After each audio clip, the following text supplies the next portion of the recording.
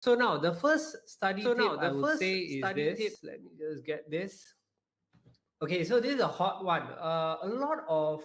I find a lot of students, they tend to believe that we should cram. Try to study as much as you can the night before. I think they have this concept of the proximity effect, meaning that if I study the day before, I will be able to get all that material into my head. But you must remember one thing, that your mind cannot absorb so much at one go. You have to actually break it up into study blocks. So this is something that I've been learning. There's this guy called Daniel Tay. I've been learning from him on how to actually study better. And this is what I actually help with my students with. So one of the few things you can do when you are studying, when you're telling your child to study, is continual revision. So example, let's say I study a certain concept in kinematics, let's say. So you study that day, then you try to remember it 3 days later, 6 days later, 1 month later, and then 3 months later. So after some time, because you keep revising again and again and again, what happens is your mind has already kind of created a synapse in your mind, and it has created a connection. So, okay, when it comes to studying the night before, do you think it's a very good idea? For those who are here, maybe you can just comment, like, what are your what say, what what do your children do? Do they do that a lot? Do they like study right at the end, or is it a continual revision? Maybe if you all mention, then I can give you all some tips. But this is something that I would mention for those parents where if you find that your child is always doing this before the exams, because I interact with a lot of parents, and a lot of parents tell me that what happens is this: the child actually just revises right before the exam, and they feel that is not right, which I totally agree with them. Because you see, if you are cramming right in the middle of the night, let's say you're awake till 4 5 o'clock, your exam is at about 8 o'clock, your mind is not able to rest. The main thing about studying is this: when you study all this material, your mind is encoding it. But when you sleep, what your mind does is it decodes it, and then it goes through different stages of getting the information to be in your head. But if your sleep is so short, like 3 4 hours, whatever you have studied is mainly pointless.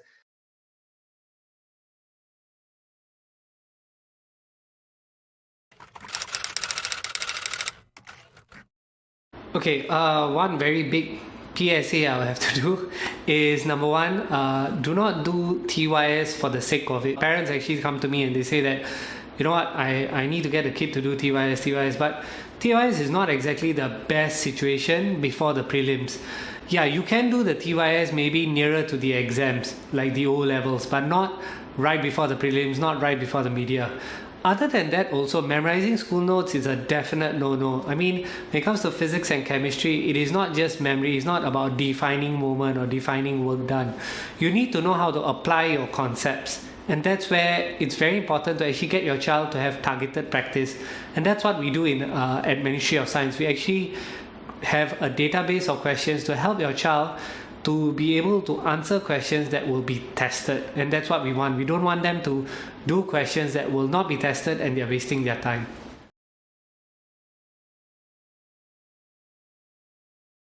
Writing your own notes. Now, writing your notes can be good, but it depends on how you write it. From what I see, a lot of students, what they do is this. In Sec 1 and 2, it kind of worked what they did. Like they will just write down chunks of information and they'll highlight everywhere, which really defeats the purpose of highlighting. When you write your notes, what's very important, or what I would recommend is, instead of writing your own notes, what will be much better is to actually do a lot more practice. So a lot of my students, they know this for a fact, that I actually don't, I would say that writing notes is good, but don't just bank on your notes, because for physics and also for chemistry for that matter, it is not just the information in your textbook. It's not going to be testing on definition material. It's no more like that. Now it's very different. The whole uh, testing landscape is very different from the landscape you came from and I came from. So instead of just writing notes, right, what I would recommend is do papers after papers. So if you ask me what's the optimum parental technique, I would say buy exam papers which your child can practice on. So, okay, then you might ask, Mr. Mishra, where do I actually get these papers from? Because, like it's not exactly like we walk by and we see a lot of people selling exam papers. Now, one very good place to go is Bras Basah. Bras Basah Plaza has a lot of different outlets where you can buy exam papers. You just need to look through. So, I can recommend there is this level 2 or level 3, I remember, is Knowledge Bookstore. They have their own exam papers, so you can look through their exam papers and then try practicing. All right, welcome guys for the Facebook Live that we're going to do. So today we're actually going to run through on chemistry, combined chem. Now what I need you guys to do is this, that if you have any questions related to chem or what, please do ask so that I can actually answer those questions and I can give you guys a better experience. Yeah. So just give me a minute.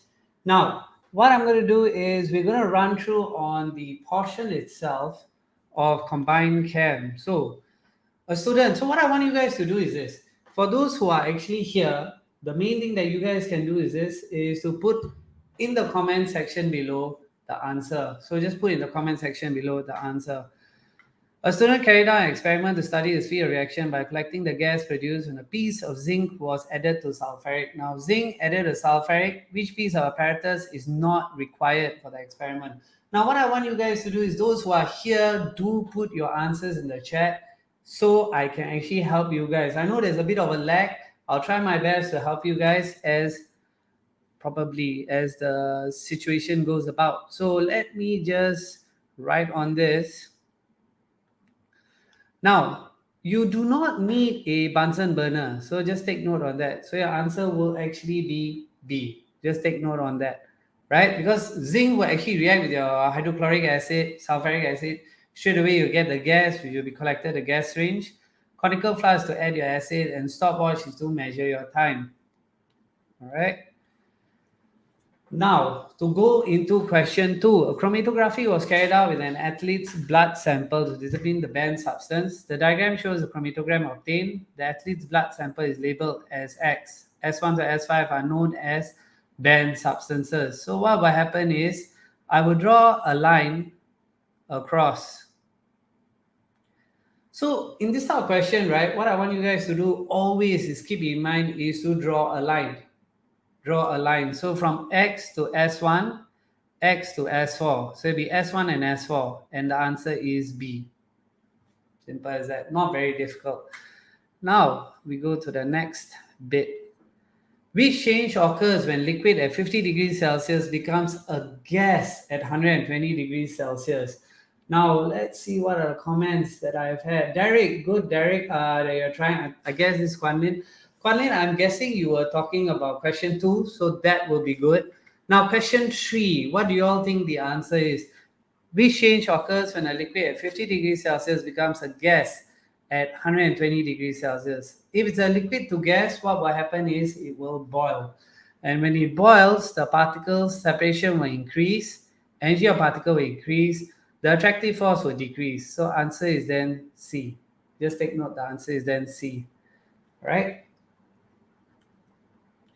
Question 4, what is the boiling point of the substance? So this is the melting point, this is the boiling point, and your boiling point would be, it's okay, if I were to draw a line, it should be 50 is around here, and 40 is around here. So it's between 40 to 50. 40 to 50.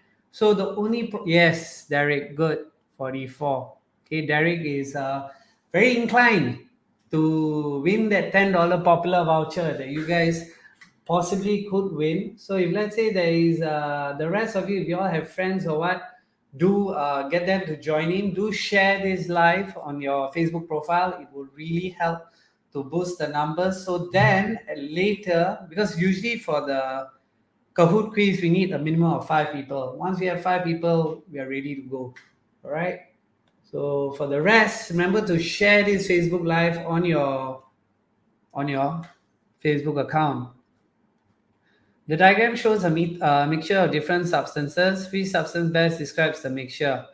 Now, in this case, what will happen is the element, there's a compound, element, there's a compound.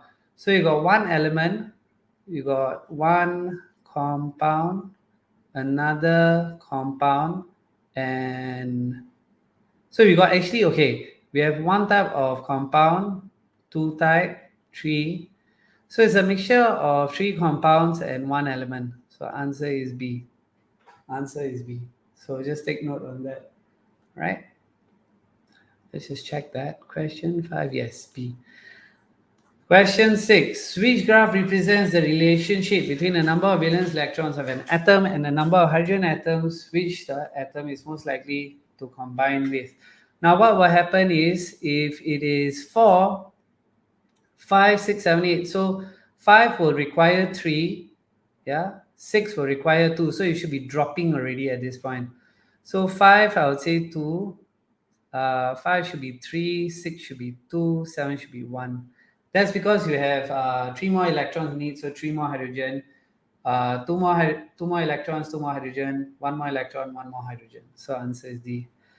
For question 7, which statement describes the chemical properties of chlorine? Now, chemical properties of chlorine, what will happen is you look at the valence electrons, number of valence electrons in its atom. So answer is D. 7 is delta. Okay. Question 8, 4 elements have the following electronic configuration. Which of the following statements is not correct? Not correct. So I'll give you guys a moment to try this out. What do you all think for question 8 is the answer? Because when you all try, you all learn. So whatever you think the answer is for question 8, go ahead and try it out. Question 8. Which statement is not correct? So let's see what you guys have written.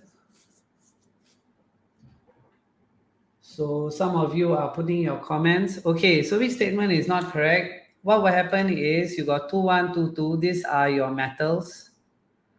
Y and Z will be your non-metals. That's correct. But Z is stable, unreactive. Yes, group 8. All 4 elements are in the same period. Not really, because you got 2 shells, 2 shells, 3, 3. So they are definitely not in the same period. Are they in different groups? Yeah, so answer is C then.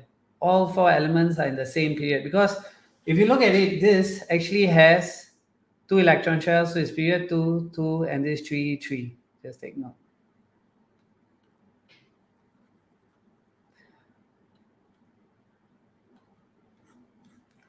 Question 9, a metal P and non-metal Q react together to form an ionic compound P2Q. Each statement is correct when the compound is being formed. Now, what will happen is, if you look at it, P will most probably be plus and Q could be 2 minus. So each atom of P will give away 1 electron, that's true. P will not receive, should not be receiving. Q gives away, I don't think so, you should be giving away 2. So then the answer is A.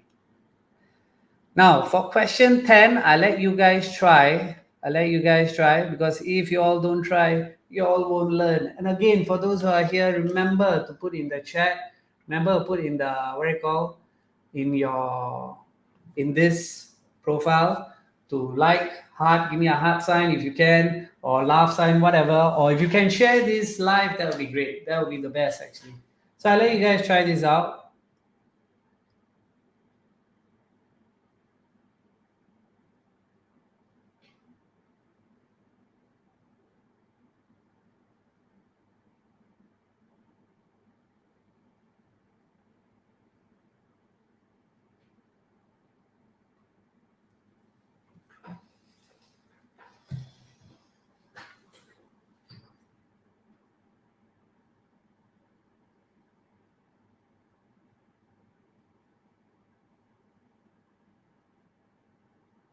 Okay, let's see what you guys have put in. Question 10. Do try, guys, because if you don't try, you won't learn.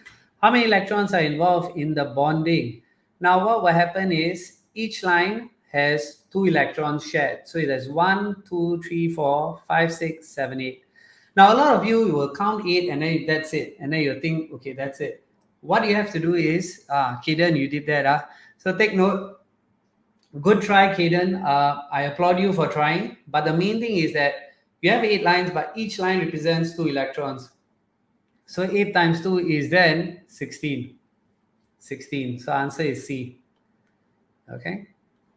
Question 11. Which compound has ionic bonds? Now, ionic bonds, keep in mind that you've got ammonium chloride, you've got potassium bromide, sodium carbonate, carbon dioxide. Ionic bonds means there will be a metal and a non-metal. Metal and non-metal. In that case, potassium bromide, potassium and bromine, they will have metal, non-metal. So answer is B. Right? So it's actually quite straightforward. Generally, for combined chem, what I would recommend is definitely revise your textbook. That's very, very important. That's the basics that you need to keep in mind. Given that the formula of the carbonate of element X is XCO3, so X is 2 plus, formula is PO4 3 minus. So I'll write X3, so it'll be X3 bracket PO4 2. So answer is D. Okay, simple as that. 13. Which pair of elements will react to form covalent? Now, keep in mind, for those who are watching, right, L and M, are they metals or not? Are they metals or not? Tell me.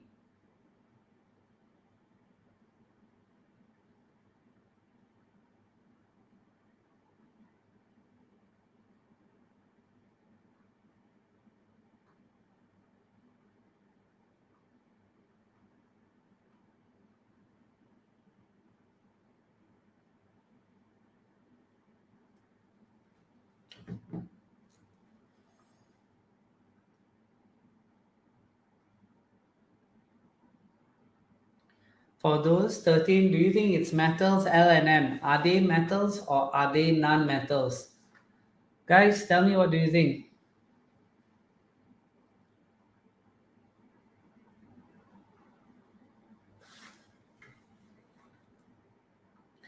L and M most probably are going to be metals.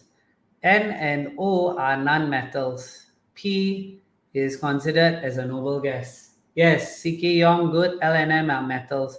To form a covalent compound, it should be N and O. So you take note, the answer is N and O. Okay, N and O. L and M are metals, just take note. 14. Which statement about elements in the periodic table is correct? Now, in the periodic table, what you need to remember is the elements are arranged in the order of proton number. Proton number. So it's increasing proton number. So answer is B. Yeah, very simple. These type of questions.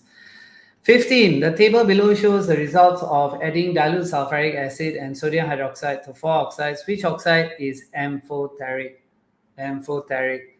Amphoteric basically means that you react with acid and you react with alkali. You can react with both. And acid and alkali, there'll be reaction for both. So answer is C. Yeah, C.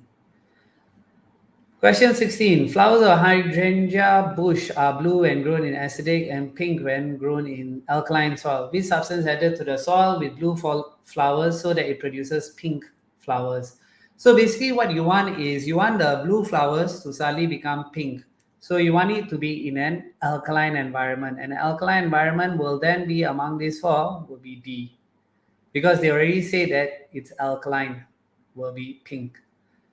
Question 17. All right, for 17. So I'm going quite fast because again, I don't want to be dreary. I don't want to be like too dragged out. What I want you guys to do is that for question 17, very important, is that what do you think? This is QA. This is QA. So an aqueous solution of compound R reacts with aqueous ammonia to form a reddish brown prestate. Now, straight away, when you read reddish brown prestate, you should think of, what do you all think? Do you all think iron 2 plus or do you think iron 3 plus? What do you think, guys? Can you all put it in the comments? Iron 2 plus or iron 3 plus?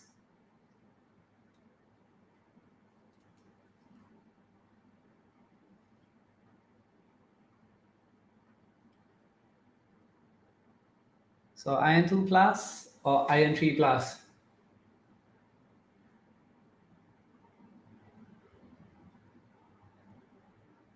Iron 2 plus or iron 3 plus? So it'll be iron 3. It should be iron 3 because it's reddish brown. Then they say when aluminum powder is added to the mixture with ammonia again, you must keep in mind that okay, an aqueous solution, yeah, ammonia and sodium hydroxide are alkalis. With aluminum, what you're doing is you're actually testing for the nitrate. That's why the answer is iron 3 nitrate. So 17 is B. Take note on that, yeah. Now for ethene, yes, Caden, you put 2 plus. I'm trying to understand the 2 plus. No, it's not 2 plus, Caden, it's 3 plus. Because it's reddish brown. Reddish brown is iron 3. Green is iron 2. So just take note on that. Question 18 burns completely in oxygen according to the equation shown below. So what will happen is you got C2H4 plus O2 CO2. Here what I'll do is, again, I'll balance my carbon, then hydrogen, and then oxygen. So I'll balance my carbon. 1 times 2 is 2. So I put 1. Then I'll put 2 carbon. Then hydrogen is 4. So I put 2 H2. And you got 2O plus 4, which is then 3. So it's 1, 3, 2, 2. So answer is B. Yeah, the answer is B. Question 19. How many different chlorides in total could be prepared by reaction of hydrochloric acid with the following? So, okay, among these 4, what do you all think cannot react with the acid? Put in the comments. Tell me, guys, what do you all think?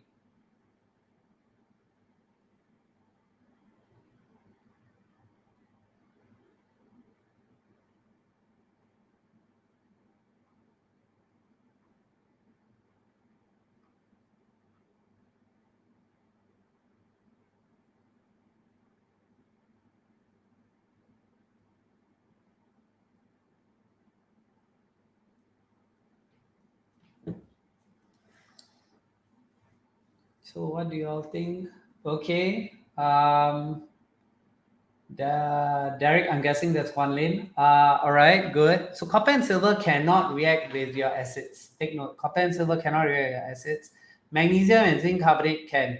So it'll be the 2 of them. So answer is B. 19 is B. Question 20, which method of preparation of pure salt solution requires the use of a pipette and burette? Pipette and burette. And pipette and burette, always remember, is acid and alkali. Acid and alkali. So among the 4 options, I'm looking for anything that's an acid alkali, a neutralization reaction. And with that, that will be the answer. That will be D. Just take note, it's D. Simple as that. So always remember, when you talk about pipette, burette, you're always talking about titration and acid and alkali.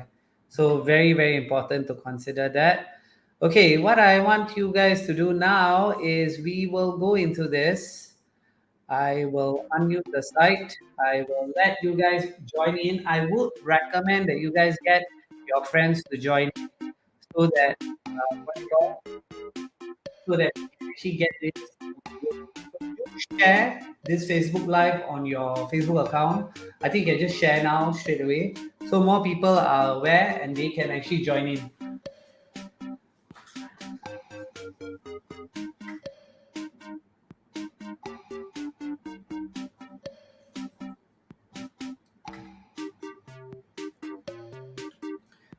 Okay, so I'll just put this on for 5 minutes.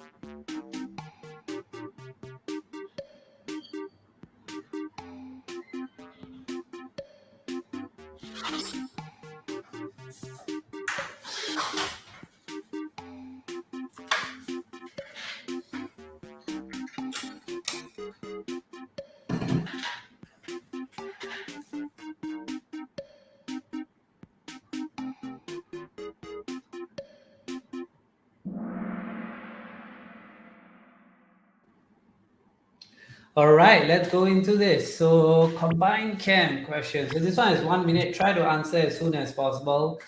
And the first question, which instrument is required to measure gas? So is it the conical flask? Is it the burette? Is it the gas syringe? Or is it the pipette? So guys, tell me, what do you think the answer is? Conical flask, burette, gas syringe, or pipette?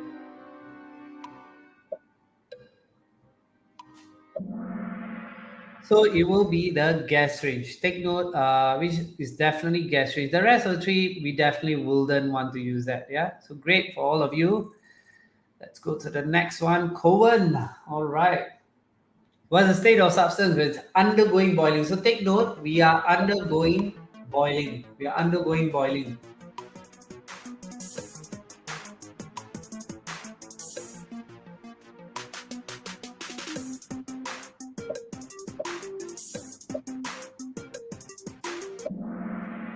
So mixture of liquid and gas, undergoing boiling, mixture of liquid and gas. So it would definitely be boiling. That's what's going to happen. One of you said solid and liquid. Whoever that is, naughty, must learn properly. Caden, don't you have Kahoot? You should be able to join in, right? Poor fellow, you put triangle. Okay, what determines the chemical properties of a substance? Chemical properties of a substance. So is it the number of valence shell, the number of electron shells, the number of valence electrons, or total number of electrons?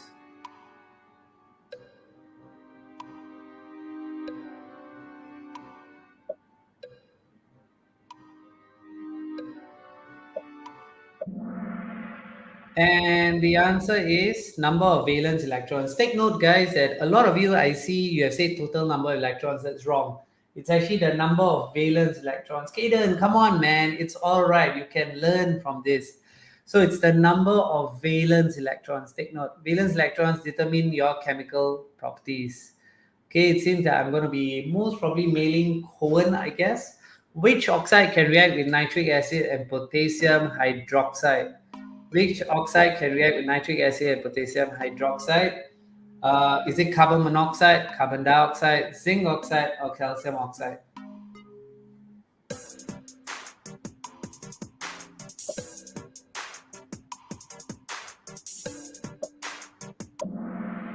And the answer is zinc oxide. Just take note, it'll be zinc oxide. Zinc oxide is amphoteric, so it can react with your acids and it can react with your alkalis. So just take note on this. It can react with both. Yeah. Okay, so RM, there's a fifth question, last question, maybe. I don't know who's RM, but remember, whoever you are, to WhatsApp me your number or WhatsApp me your address. Which one do you all think, the pipette and burette? So I'll put my number in the chat. Do remember to WhatsApp me your address, whoever you are. WhatsApp me your address so I can mail you that $10 popular voucher. Resort prep method requires a pipette and a burette. And the answer is titration. Titration. Yeah. So take note, it'll be titration. Because when you have a pipette and burette, it's always for titration. That's what we use. Okay, for the third place, Who is third place? Guan Lin. Good job, but do try harder next time, Guan Lin. RM. Okay, I don't know who you are. Cohen, just message me again. I just want to be sure you are the same. Or hey, Lollipop. I thought it was Cohen. Okay, hey, Lollipop. WhatsApp me on 96451497 your address so that I can WhatsApp you the details. Yeah, so just go ahead and do that. And you guys take care. If there's any other things that you guys want me to do, like during the workshop or what, or during the Kahoot quiz, or during the Facebook Live, do put it in the chat. I will be having a TikTok live on Thursday. Thursdays, I'll be doing TikTok live. I'll just choose a random paper with 20 questions. So if you guys have any questions that you want to clarify or you want to just understand, do put it in the comments. Yeah. So you guys take care. Have a great day ahead. And for RM, I haven't gotten your details, but remember to WhatsApp me on 96451497 so that I can send you that $10 popular voucher. And the rest of you, if you all have any questions, please put this in the comments. And if you're watching this on a replay, do remember to put in your questions. I'll try my level best to come and help you guys. So you guys take care. Great day ahead.